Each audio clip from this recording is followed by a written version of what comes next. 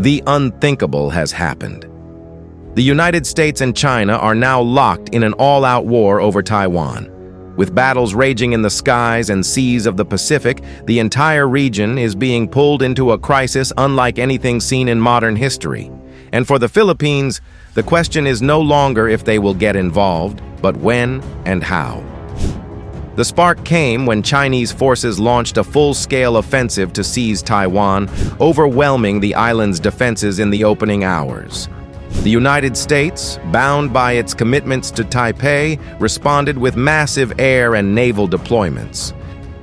Soon the conflict spread beyond Taiwan's waters, engulfing key sea lanes and contested territories.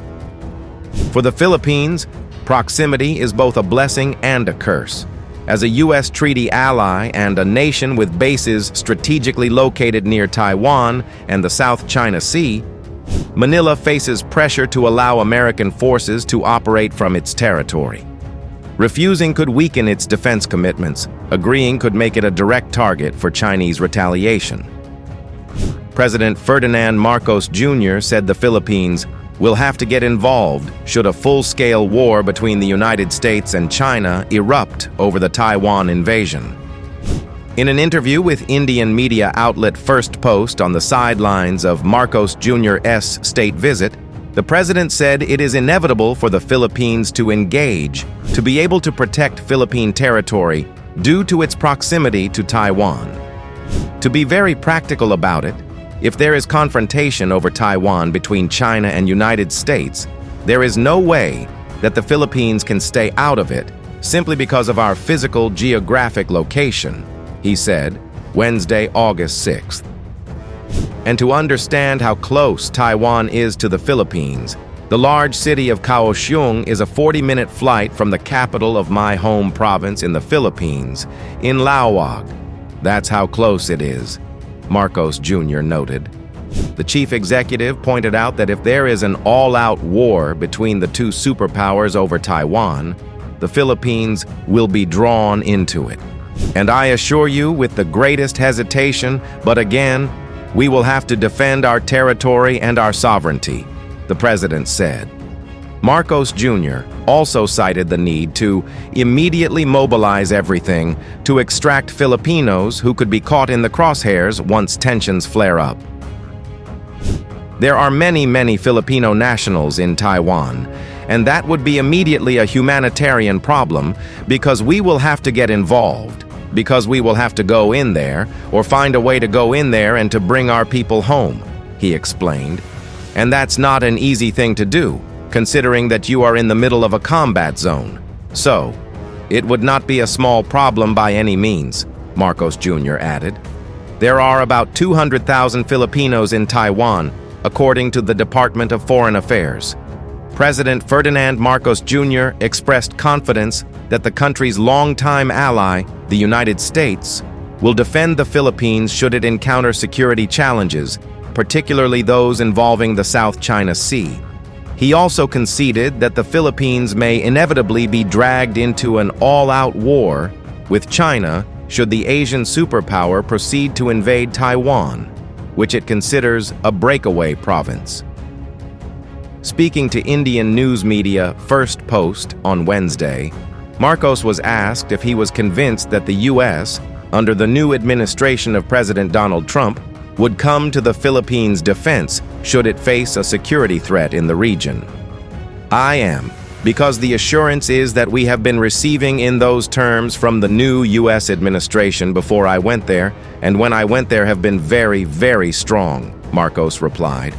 Marcos had a 3-day working visit in the U.S. from July 20th to 22nd, where he met Trump and other senior defense officials. The president cited the Trump administration's ironclad commitment to the Philippines amid the escalating and provocative actions of China in the South China Sea. And I sincerely believe that remains constant. And I'm not surprised because we really have had a very long history together with the U.S., he said. Manila and Washington have an enduring alliance at almost 80 years old and is based on deep historical and cultural ties. The Philippines gained its independence from the United States on July 4, 1946, and diplomatic relations were formally established the same day.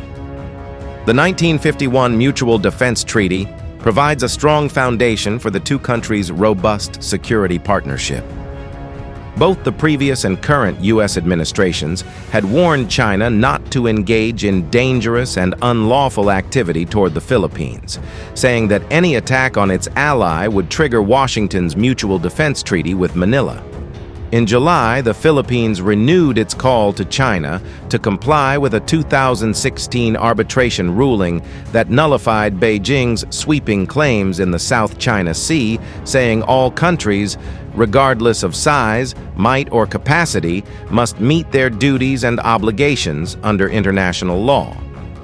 China, however, does not recognize the 2016 arbitral ruling that invalidated its claim to up to 90% of the South China Sea, including the West Philippine Sea, which is within the Philippines' 200 nautical mile exclusive economic zone. The neighboring Taiwan, which is also a U.S. ally, is also seen as a potential flashpoint of armed conflict in the Indo-Pacific region. Security experts warned that China would invade the self-ruled Taiwan within the decade. And that would immediately be a humanitarian problem, because we will have to get involved, because we will have to go in there, or find a way to go in there and to find and to bring our people home, Marcos said.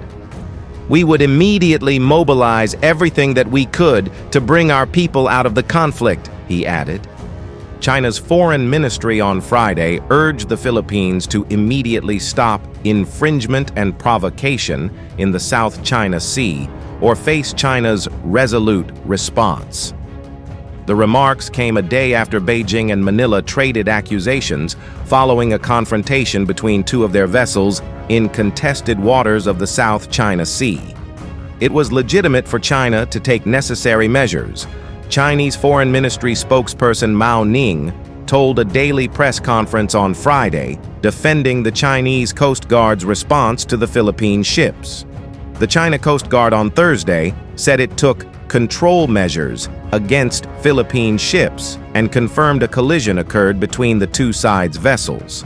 The U.S. ambassador to Manila, Mary Kay Carlson, described China's actions as aggressive and in a post on X on Thursday said they recklessly endangered lives and threaten regional stability.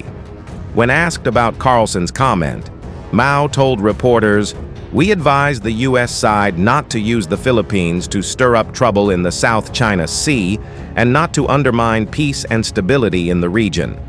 Coast Guard vessels from the Philippines and the U.S. took part for the first time in joint maritime exercises with naval and air force units in the contested South China Sea earlier this week. China has accused the U.S. of sowing discord in the region. China claims almost the entire South China Sea, despite overlapping claims by Brunei, Indonesia, Malaysia, the Philippines, and Vietnam. A 2016 ruling of an international arbitral tribunal said Beijing's claims, based on its historic maps, have no basis under international law, a decision China does not recognize. Chinese missile strikes on regional bases, cyber attacks, and aggressive naval blockades are already reshaping the security landscape. For the Philippines, the stakes couldn't be higher. Its sovereignty, economy, and people's safety are on the line. The war for Taiwan is more than a clash between superpowers. It's a battle that could redefine the future of Asia and the Pacific. For the Philippines, neutrality is no longer an option. The storm has arrived, and every decision will carry consequences for generations to come. Share your views in the comments and subscribe for more breaking coverage on this evolving crisis.